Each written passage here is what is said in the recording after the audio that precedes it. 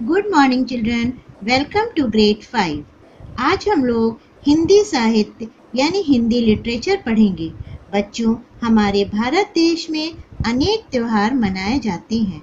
सभी त्योहार और उत्सव हमें मिलजुल कर खुशी मनाने का संदेश देते हैं।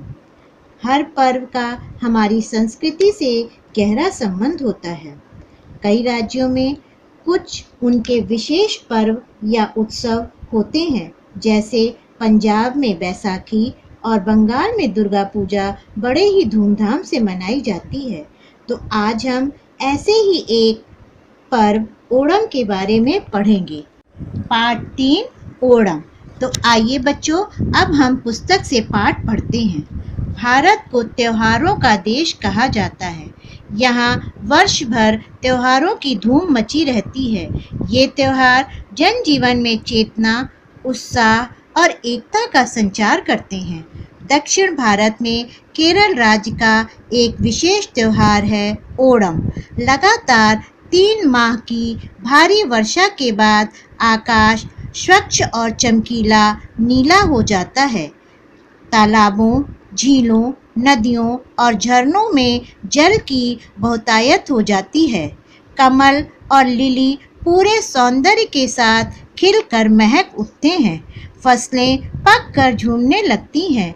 यह समय होता है फसलों के घर आने का, झूमने और खुशियों का त्योहार ओणम मनाने का। यह श्रावण मास में मनाया जाता है। मलयालम में इस मास को चिंगमासम कहते हैं। इस समय ऐसा लगता है मानो प्रकृति भी ओणम के स्वागत की तैयारियां कर चुकी है। प्रत्येक त्योहार के साथ कोई न कोई कथा जुड़ी रहती है। ओणम के साथ राजा महाबली की पौराणिक कथा जुड़ी हुई है। प्राचीन काल में महाबली नाम के राजा केरल में राज्य करते थे। उनके राज्य में चारों ओर सुख और समृद्धि फैली थी। महाबली अत्यंत पराक्रमी थे। बच्चों, भारतवर्ष अनेक त्योहारों का देश है। दक्षिण भारत में केरल राज्य में ओणम का त्योहार मनाते हैं। जब सावन के महीने में चारों तरफ हरियाली छाई होती है, नई फसल पक जाती है, तो इसी खुशी में ओणम का त्योहार मनाया जाता है। जैसा कि हर त्योहार से कोई न कोई कहानी जुड़ी होती है, तो इसी तरह ओणम से ये कहानी जुड़ी है। प्राचीन काल में राजा महाबली केरल में राज्य करते थे। वो बहुत दानी और न्यायप्रिय दयालु राजा थे। उनके राज्य में सभी बहुत सुखी थे। उन्होंने अपने पराक्रम से पृथ्वी और पाताल लोक का स्वामी बनने के बाद आकाश की ओर अधिकार बढ़ाना प्रारंभ किया।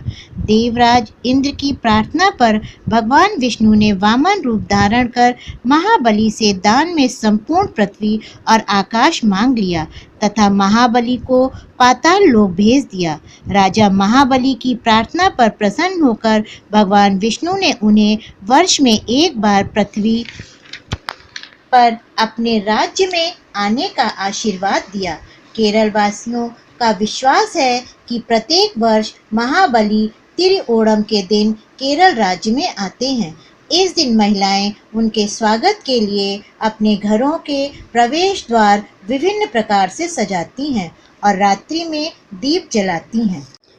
बच्चों, जब पृथ्वी और पाताल लोक में उनकी लोकप्रियता फैलने के बाद आकाश में भी वह प्रिय होने लगे, तो आकाश लोक के राजा इंद्र भगवान ने विष्णु भगवान से प्रार्थना की और विष्णु भगवान ने ब्राह्मण के रूप में पूरा पृथ्वी और आकाश दान में मांग लिया। तब राजा बलि ने विष्णु भगवान से प्रार्थना की और विष्णु भगवान ने खुश होकर साल में एक बार पृथ्वी में अपने राज्य पर आने का आशीर्वाद दिया।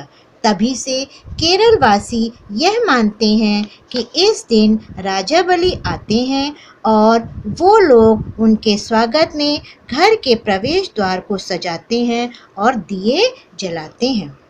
अब आगे का पाठ बच्चों अगली कक्षा में पढ़ेंगे। उम्मीद है आपको पाठ समझ में आ गया होगा। Thank you. बाय।